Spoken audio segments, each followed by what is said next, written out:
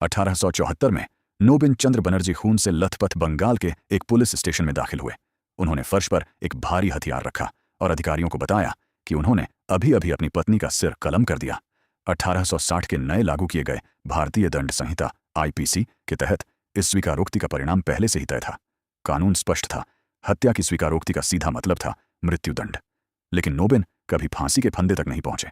इसके बजाय एक स्थानीय जूरी ने उन्हें बरी कर दिया और उनका मुकदमा एक सार्वजनिक घटना बन गया, जिसमें भीड़ ने अंततः सरकार को उन्हें आजाद करने के लिए मजबूर कर दिया।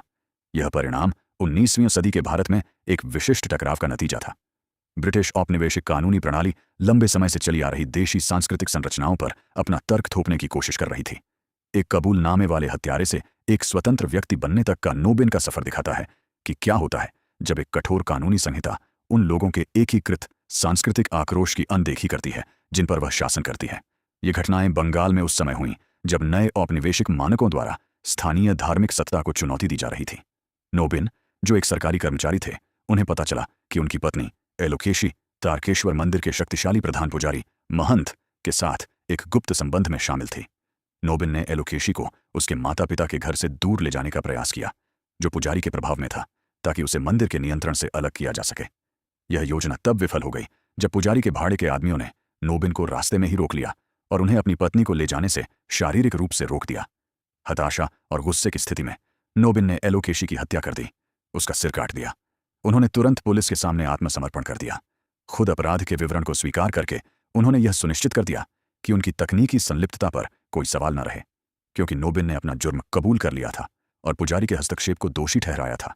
इसलिए जनता उन्हें एक सम्मानित पति के रूप में देखने लगी, जिसे एक भ्रष्ट धार्मिक नेता ने हद पार करने पर मजबूर कर दिया था।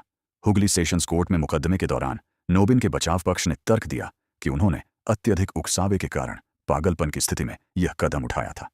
स्थानीय जूरी ने सार्वजनिक सहानुभूति और इस घोटाले की बढ़ती मीडिया कवरेज से प्रभावित होकर उन्हें इन्हीं आधारों पर बरी कर दिया। ब्रिटिश सेशंस जज ने इसे स्वीकार करने से इनकार कर दिया। उन्होंने जूरी के फैसले को पलट दिया और दावा किया कि उनका फैसला न्याय की देशी भावना की विफलता था। मामला कलकत्ता उच्च न्यायालय में चला गया, जहां नोबिन को औपचारिक रूप से हत्या का दोषी ठहराया गया। उसी समय कानूनी प्रणाली ने पुजारी पर अपना ध्यान केंद्रित किया, जिन पर भारतीय दंड संहिता की धारा 497 के तहत व्यभिचार एडल्ट्री का मुकदमा चलाया गया। पुजारी को 3 साल के कठोर कारावास और 2000 रुपये जुर्माने की सजा मिली। इस परिणाम ने एक तीव्र विरोधाभास पैदा कर दिया।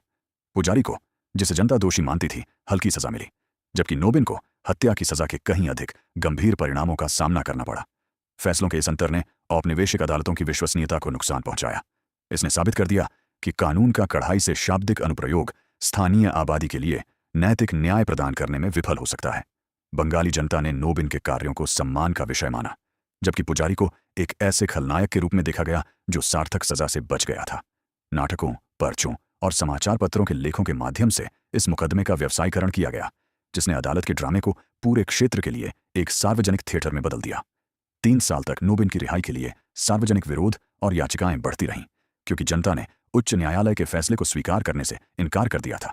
औपनिवेशिक सरकार को अपने स्वयं के अधिकार को लेकर बढ़ते संकट का सामना करना पड़ा। आखिरकार दबाव बहुत बढ़ गया। नागरिक अशांति को रोकने के लिए सरकार ने जनता की मांग के आगे घुटने टेक दिए और नोबिन को जेल से रिहा कर दिया। इस रिहाई को मजबूर करके जनता ने भारतीय दंड संहिता के पूर्ण अधिकार को सफलतापूर्वक चुनौती दी।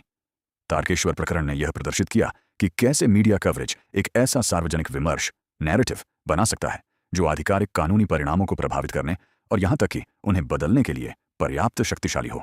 इस मामले की अंतिम विरासत यह प्रमाण है कि कोई भी कानूनी व्यवस्था शून्य में अस्तित्व में नहीं रहती।